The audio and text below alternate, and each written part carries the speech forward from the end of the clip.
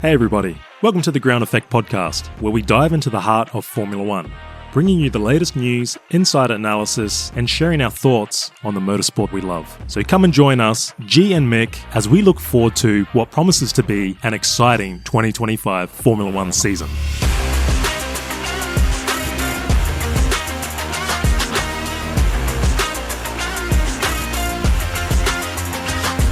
What's up, guys? Miami done and dusted. Pretty decent weekend overall. Plenty of on-track action, especially on the Saturday with the sprint weekend, and young Kimi getting his first pole position to help me dissect the whole weekend. Gee, what's going on, man? What'd you think of the race?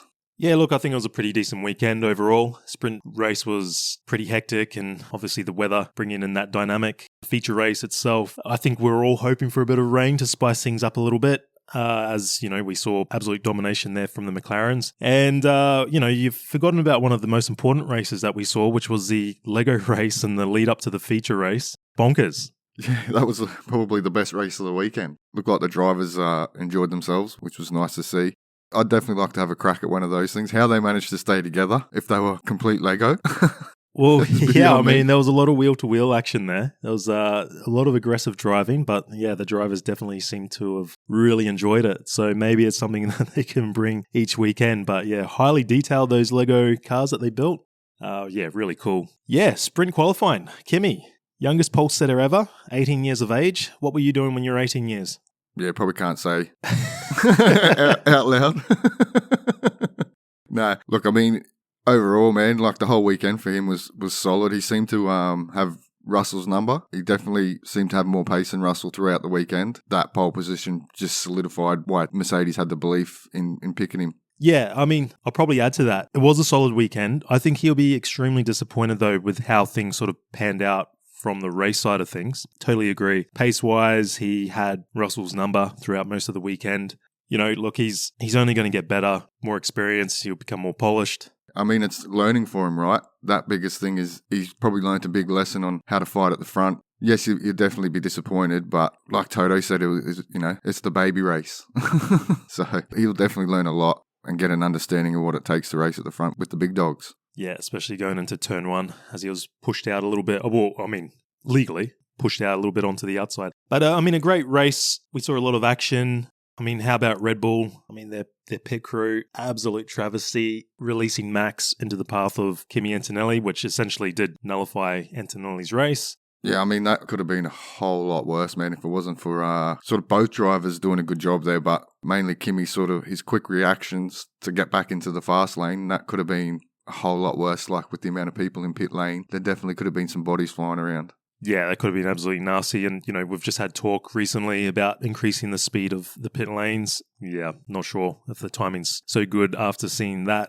Well, let's start off with McLaren. They were super dominant. We kind of expected that pace from them. They cleared out on Sunday's race, won by like 37 odd seconds. So it just showed how dominant they were. Norris, pretty lucky in the sprint race. Yeah, a little bit of Miami luck, much like 2024. So overall, I think Piastri would have been a little bit disappointed with the sprint race result, but capitalized on the feature weekend. But yeah, you're right. I mean, McLaren were a class above everybody else as far as race pace goes. We've got Piastri now. He's extended his lead, and he's looking nice on top of the driver standings with 131 points, and his teammate behind him with 115. Max back in third and 99. Yeah, it's looking good. I mean, Piastri, what's that, 3 wins in a row? Yeah. When you look at feature races, he's going from strength to strength. People are writing off Lando already, but, I wouldn't write him off because, he's still there. He's still in the mix. And again, a little bit of luck, a few DNFs here and there. Well, what is it, 16 points or something? It's not a great Well, exactly. deal. It's 16 points. And, we're 6 rounds into a long season of over 20-odd races, so plenty more points on the table. And again, don't even discount George Russell sitting back on 93 points with Mercedes. Great P3, of course, on the feature race. You got to remember, like, when you look into 2024, it was Miami was a turning point for McLaren. Yep. Where they then started to put performances together and eke a lot of it out of the car with their upgrades that they bought. So, you can't discount someone like, Mercedes or Ferrari to do the same thing. Yeah, this early on in the season, you can't really discount anyone. For me, the biggest thing was Sunday's race, the way Oscar fought with Max, and then you see on the other side, the way Lando fought with Max. I think Oscar probably has a bit of a better understanding on how to race Max than Lando does. Lando seemed a little bit impatient, which is fair enough. Plus also too, you got to remember once Oscar got past, Max kind of knew where McLaren would be faster. Naturally going to be a little bit harder. I think probably a little bit of desperation on Lando's part. We kind of picked it. We kind of knew with those hotter conditions that Red Bull would struggle, and they certainly did, and McLaren just dominated hard. Yeah, it's a good point. It was a nice little comparison to see Piastri's battle with Max and how Lando handled it. Piastri just seemed a little bit more patient. I don't know. It's like, they're talking about obviously racecraft. He just seems like a really high IQ driver. In the moment, he just seems to make the right decisions. Yeah. And that's where I think Lando, like you said, is sort of probably not quite there. Again, can't write off Lando Norris. He's super quick. What about old Red Bull, huh? Struggle Street?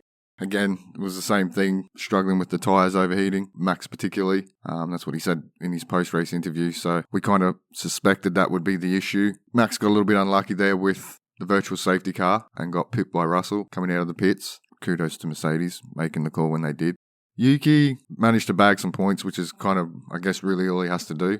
Obviously, he probably should have bagged more than what he did. But, he was saying he was struggling with understeer then oversteer. So just an inconsistent balance of the car. I guess jury's still out on Yuki. Yeah, he picked up a point in the feature race by finishing 10th. He's really lucky because he picked up a 5-second penalty and almost lost that P10 to Hadjar, who finished 0.1 seconds behind once you take that 5-second penalty into effect.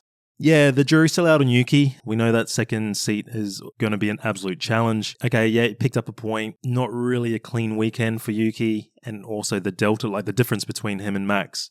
Yeah, it's as still far massive. as the timing is still massive. I mean, I did read somewhere that the difference is essentially the same as what Lawson and Verstappen were on.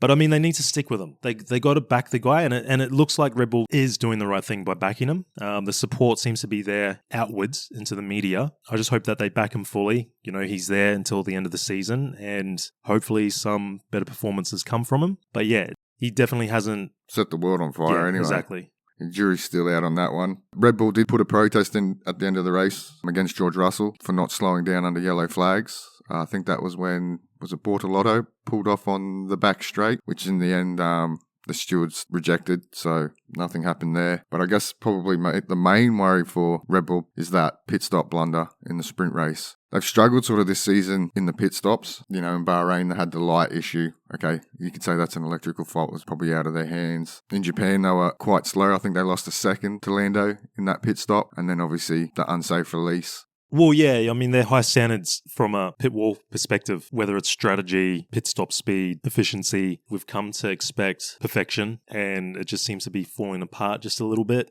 What do you put that down to? Is it internal struggles? It's hard to know. I mean, it could be just simply good old bad luck, right? But yeah, it just seems that the team internally is just lacking some type of, good leadership or structure. It just seems to be some type of turmoil going on in the background. Love to be a fly on the wall to see what's really going on there. But yeah, it's very sloppy. It's very un-Red Bull-like. Let's see, the rest of the season could be completely pain-free. Then we all stop talking about it. But yeah, it looks like something needs to improve, that's for sure. Well, something they definitely need to get on top of anyway. So, Mercedes, what do you think of their race? Obviously, we spoke about Kimi in the sprint race. What about Sunday? Probably seemed to lack a little bit more pace than what they did on Saturday. Yeah, although, George Russell, Mr. Consistency, he loves his P3s at the moment. I think they'll be relatively happy with how things panned out. Obviously, like you said, Antonelli picking up the pole, qualifying third in the feature race as well. And it was super close. Like the timings at the top are ridiculously close. I think they'll be pretty happy. Naturally, they'll be looking at Russell and going, with 34 odd seconds behind McLaren. That's obviously a concern. But they're still picking up points. That's the main thing. And despite Kimi's high and lows of the weekend, where I think Kimi himself would be really disappointed that he didn't finish the races in a high position, I think they're just cruising. I think they're very happy with where they're at. Again, they're one of these teams that can come through with upgrades later in the year and they could be challenging. Yeah, definitely. George probably struggled the most throughout the whole weekend. He did say he just wasn't comfortable. You could probably see that. He probably did a little bit better in the race on the Sunday, starting on the harder tyre, and then a good strategy call by Mercedes to get him in onto the medium tyre. But yeah, I felt their pace was probably off just a little bit. Yeah, I think with what they got, they'll be relatively happy. Now, Ferrari, a lot of action going down at Ferrari. How entertaining are the exchanges on Hamilton's radio to his engineer, and pretty decent sprint race for Hamilton, picking up P3. I mean, he made a great call when the weather conditions were changing and went onto the soft tyre, right? Originally, Ferrari wanted him to go onto the medium, and he's like, no, mate, put me on the soft. Okay, copy, soft tyres, box. They made that good call on the Saturday, but then come Sunday, they just fell over. Took them 3 or 4 laps to let Lewis through on Charles, which in the end ended up hurting Lewis's race. I think he would have been much quicker if they'd let him go earlier. Well, they were on different strategies, weren't they? They're on different tyres. Yeah, so exactly. They were going to swap them around again anyway. Well, they did swap them around at the end anyway, because as it turned out, Lewis got in front, couldn't pull away, couldn't reel in Kimi, and then Charles was faster. So then they swapped them over. Charles couldn't pull away either. I think 7th and 8th, it was about where they were at. Yeah, just sort of classic Ferrari indecisiveness on the pit wall there with strategy. And I just think if they gave him that opportunity a few laps before to pass Charles, I think he would have had a better chance of catching up to Antonelli. I think he's just burning his tyres out too much. Yeah, exactly. It's just Ferrari just need to be decisive. Like Lewis said, well, why don't you have a cup of tea while you're at it? Because come on, man, this is taking way too long. Like, just make the decision. If it doesn't work, we give the place back, which is what they ended up doing in the end anyway. But I think overall, Lewis looked a lot more positive even after Sunday. That gap was a lot closer. The whole weekend, they were within a tenth or two of each other the whole weekend. So yeah, on that side of the garage, definitely a lot more positive. Yep. But man, they're struggling. Hopefully these upgrades they bring to Imola work, because if not, it's game over for the season. Yeah, time's running out for them. They need to bring up something big, because they need to eke some serious performance out of that Ferrari. Otherwise, it's going to be a long, lonely season there in the mid-pack. Well, they'll end up getting monstered by Williams. How good are they going at the moment? Like, if Ferrari can't fix things and Williams keep on the trajectory that they're on, Williams will end up jumping them for sure. Yeah, well, they had a good weekend. I mean, they were a little bit disappointed with the sprint race. Albon was running pretty high up the order and ended up with a penalty, so that knocked him out of the points. Sainz obviously had the issue where he was looking all right, and then he's clipped the wall and damaged his car and DNF'd. But come the feature race, they were looking pretty handy. Albon, man, almost had the pace to be on the podium. Was pretty close to Verstappen and Russell there. Like, he could see them, they weren't pulling away from him. He was gaining a little bit. Man, they were quick this weekend. Like you said, maybe a little bit more scrappy weekend from Sainz. Sainz was probably compromised a little bit on the Sunday because he started on the used set of tyres at the start of the race. So then they had to pit him a little bit earlier, which compromised him a bit. But Albon, man, is doing good. We keep mentioning like how he would go with having Sainz as a teammate. At the moment, he's holding his own, eh? Yeah, exactly. Yeah, it was a strong P5 finish for Albon, and Sainz back in P9, although he tried to go for the old Hail Mary move on Lewis there it was like one of the final corners, and the missile. Tried to send it up the inside. Yeah, almost took both of them out. So it wasn't ideal there. A little bit of desperation there for Sainz, but still picking up 2 points there in P9. Coming good though. Yeah, I mean, there's definitely improvement compared to the start of the season. Yeah, I think he's getting on top of that car now, and I think we're going to see the best of Sainz coming up over the next few races. What about your boy Lawson in the old V-Carb? My cuzzy, bro. What do you think of their weekend overall? Look, I think from a team perspective, they'll be bitterly disappointed. No points, which wasn't ideal because they've got a car that can nab points. The sprint race itself, Lawson had a great sprint race. He had a great start, got it up into the points position. He was running around, P7, P8. Obviously, everything got a bit scrappy with the weather that came in. And he's fighting with Alonso for P7, I believe. And he just needed to be a little bit patient. I think he would have had Alonso's number. And he's come off the track, and then he's had an accident with Alonso, taking out Alonso. Ends up P7, gets a 5-second penalty, pushes him out of the points. So I think that was really disappointing for him. But he showed good pace, particularly against his teammate as well. Then in qualifying... Qualifying, he was compromised with the power unit issue or the battery issue. Battery. So P15 there. Hadjar looked good again. Hadjar's got some really good qualifying pace, doesn't he? He gets up to speed pretty well. Yeah. He wasn't far off from getting into Q3 himself. But the feature race itself, look, Lawson, turn 1, racing incident with Doohan. It's a shame because 2 drivers that we back both basically compromise themselves. I think Doohan probably should have given maybe possibly a little bit more room or just backed off a little bit because I think Lawson sort of got around the outside and he was really steaming into that corner. But again, I wouldn't blame any of them. Pure racing incident. Damaged his car. I was looking at the lap timings, and basically from that point on, it was just like he was a second off and he's just falling further and further behind. Obviously, they were looking for rain and then consolidate from some type of strategy around rain. Didn't happen. They've retired the car. Hadjar, on the other hand, I thought he was going to pip Yuki there at the end and get that P10. He was there or thereabouts for a while, bouncing between 4.8 and 5.8 seconds over the last few laps because we knew Yuki had that 5-second penalty. Unfortunately, P11, no points. So I think disappointing for RB.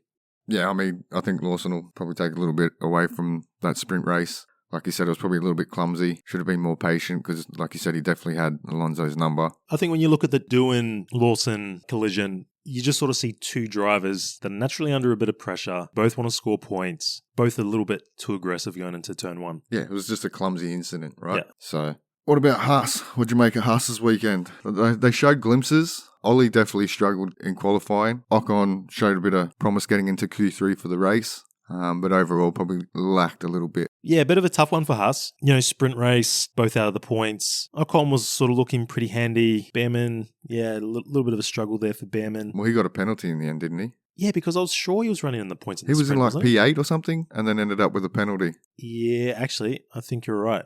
And then that knocked him out of the points. Come to think of it, I think you're completely right there. Because he started off, he had a pretty terrible sprint qualifying, didn't he? He started last. Yeah. And then he sort of got up into the points and then obviously the penalty. Yeah, pretty disappointing for the hometown team. Again, inconsistency, right? And with the midfield being so tight, if you're just a tiny bit off, it costs you big time. Yeah, I mean, the feature race, Ocon P12 and Ollie Behrman with the DNF, I mean, his engine had a nice flame out though. Yeah, it looked like a firework. So yeah, Haas will definitely walk away and just be like, forget that weekend, on to the next, no points. And then just sometimes you have those weekends, right? Yeah, well, searching for that consistency. I guess another team searching for that consistency was Alpine. They were pretty ordinary compared to the last 2 weekends they've had. One good note, I guess you could say, for Doohan was he managed to out-qualify Gasly for the main race. He just needs some luck, that boy.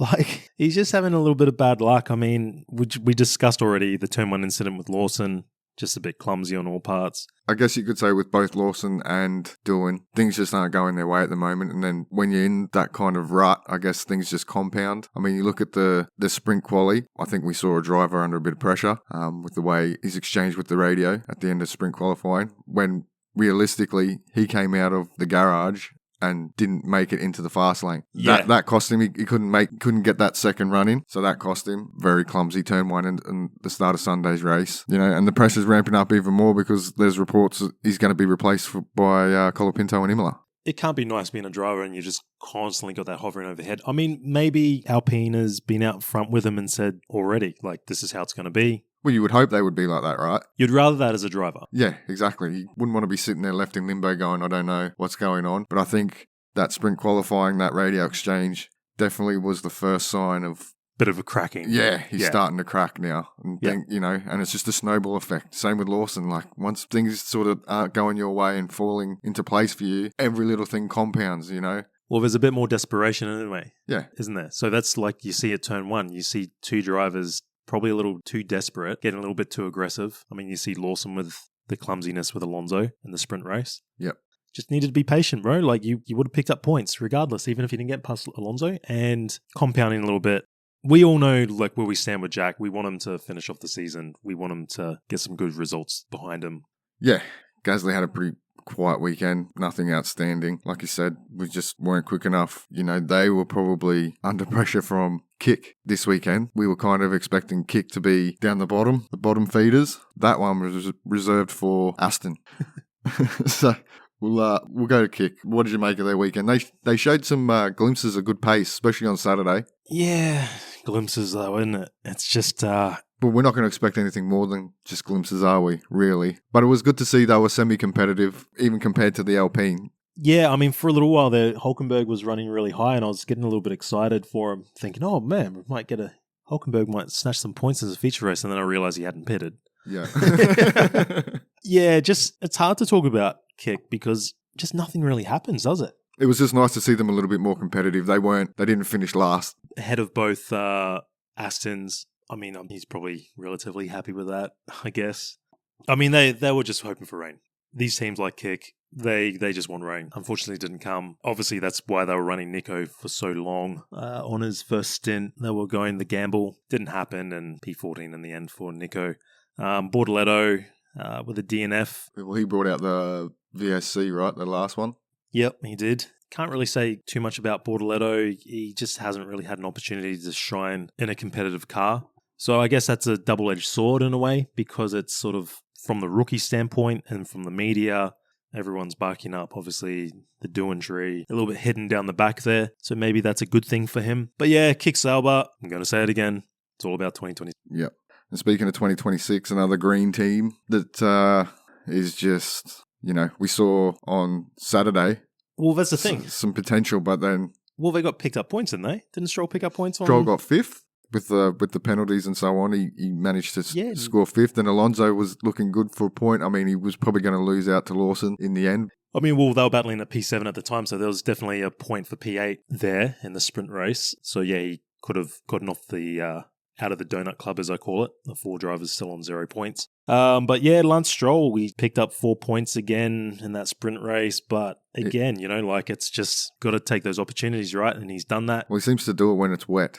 Yeah, he has a little bit of a history there with a wet track. Coming on to the feature race, I mean, they were just both... Man, they were miles off. Miles off. I mean, we got to talk about, Alonso, though. Because there's a few... mistakes creeping into his driving. Yeah, pushing hard. But that's the thing. Probably overdriving a tractor, right? Yeah. I mean, we saw, obviously, unlucky on the Saturday. But yeah, feature race, absolutely nowhere. Coming into that one of those left-hand corners and, spun it on his own. Well, you think back to the McLaren days when he was just losing his shit every 5 minutes. He's calm, eh? He's calm, eh?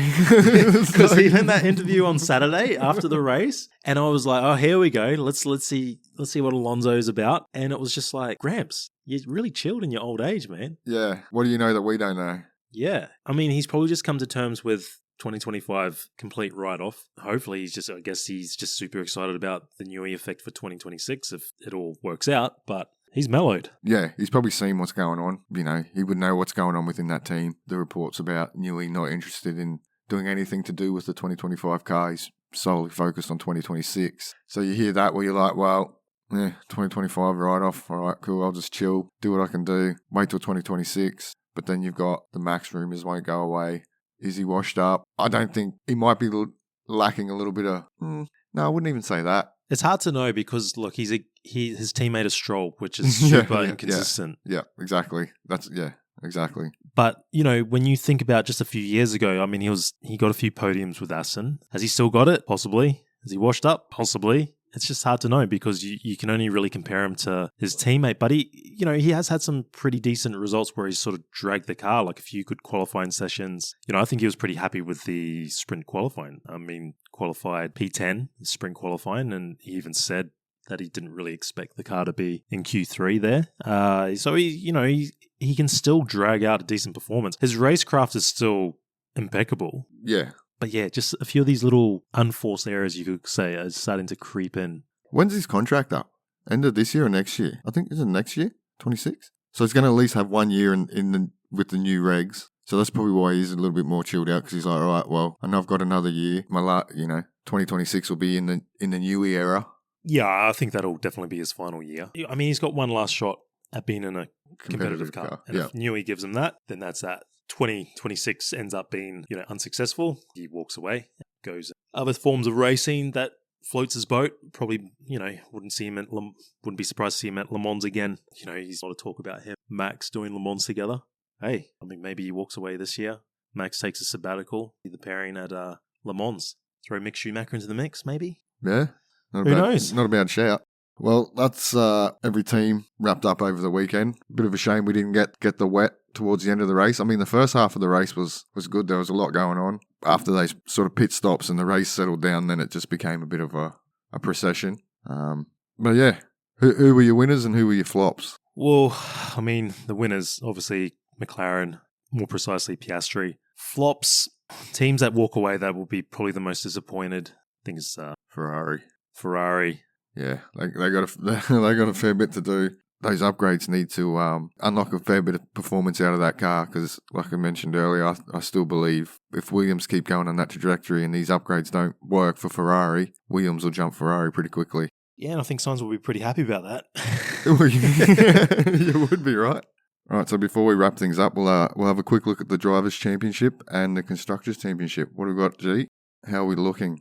Oscar's pulling a nice little lead now with 131 points. His teammate behind sitting on 115 points in P2. P3, we've got Max Verstappen, 99 points, so still in the hunt, as well as George Russell in P4 with 93. Got a little bit of a gap back to P5 with Charles Leclerc sitting on 53 points. Kimi Antonelli, P6 with 48. Lewis Hamilton, P7 with 41 points. Alex Albon first with Williams with 30 points and P8. P9 is Esteban Ocon with 14, tied with Lance Stroll, who was also on 14 points. On to the teams. Team Papaya pulling away 246 points. Mercedes in P2, 141. And Red Bull rounding out the top three with 105. Ferrari not too far away at 94. And then we've got a pretty juicy gap there. Williams, P5, 37. Well, there you have it. That was the wrap-up of Miami GP. So we'll be back at some point with juicy gossip in the world of Formula One. So I guess until then, we'll catch you in the next one. Look forward to it.